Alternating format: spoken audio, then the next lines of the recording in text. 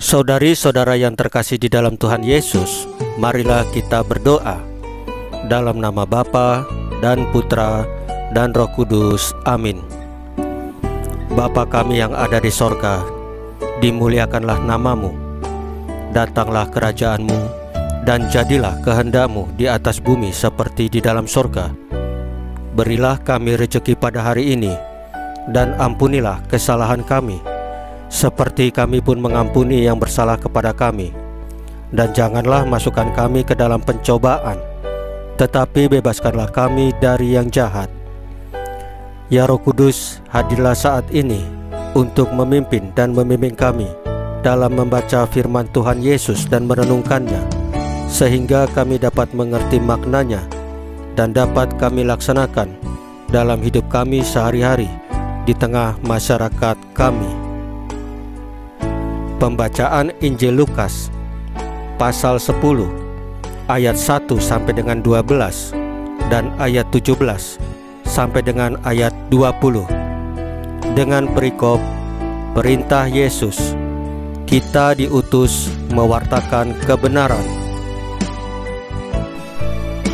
Sekali peristiwa, Tuhan menunjuk 70 murid yang lain, lalu mengutus mereka berdua-dua mendahuluinya ke setiap kota dan tempat yang hendak dikunjunginya.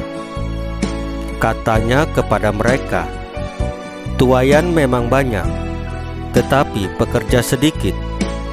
Karena itu, mintalah kepada Tuan yang empunya tuaian, supaya ia mengirimkan pekerja-pekerja untuk tuaian itu.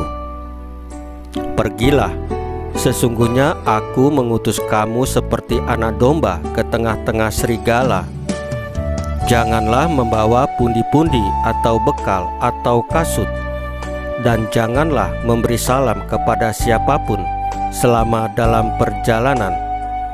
Kalau kamu memasuki suatu rumah, katakanlah lebih dahulu, 'Damai sejahtera bagi rumah ini.'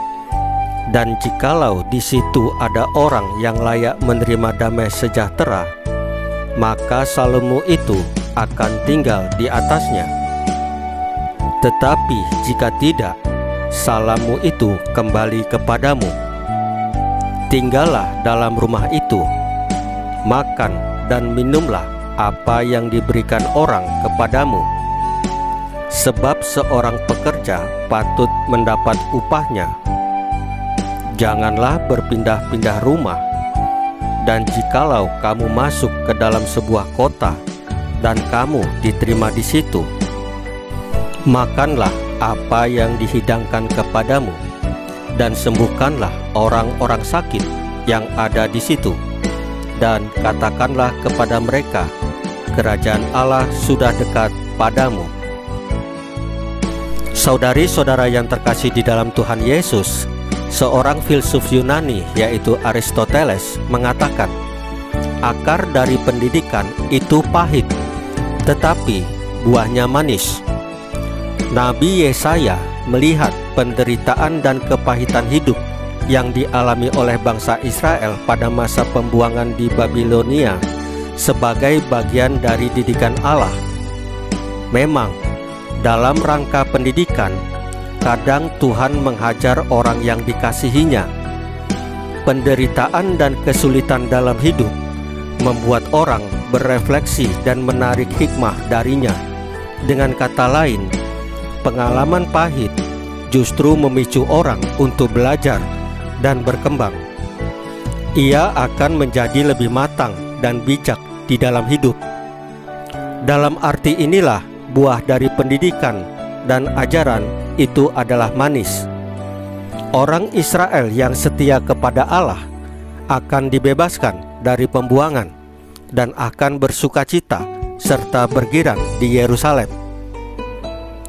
Dengan mengutus 70 murid berdua-dua seperti anak domba ke tengah-tengah serigala, tanpa membawa pundi-pundi atau bekal ataupun kasut, Yesus sedang mendidik atau mengajar murid-muridnya. Yesus tidak pernah memanjakan para murid dengan kemudahan dan fasilitas. Dalam kondisi keterbatasan, mereka sedang dilatih untuk tidak mengandalkan kekuatan sendiri, entah itu harta, entah itu talenta, entah kedudukan atau popularitas dan lain sebagainya, melainkan berani mempercayakan diri pada bantuan rahmat Allah. Dalam menjalankan perutusannya, mereka tidak boleh bertumpu pada kecakapan atau kepintaran atau kekuatan manusiawi sendiri, tetapi mengandalkan kuasa Allah.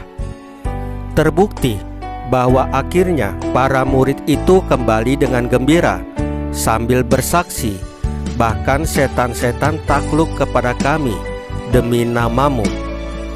Saudari-saudara yang terkasih di dalam Tuhan Yesus, marilah kita berdoa. Ya Allah, tuntunlah kami menjadi utusan-utusan yang berani mewartakan kebenaran di tengah masyarakat kami, dan selalu mengandalkan Engkau di dalam hidup kami. Salam Maria, penuh rahmat, Tuhan sertamu.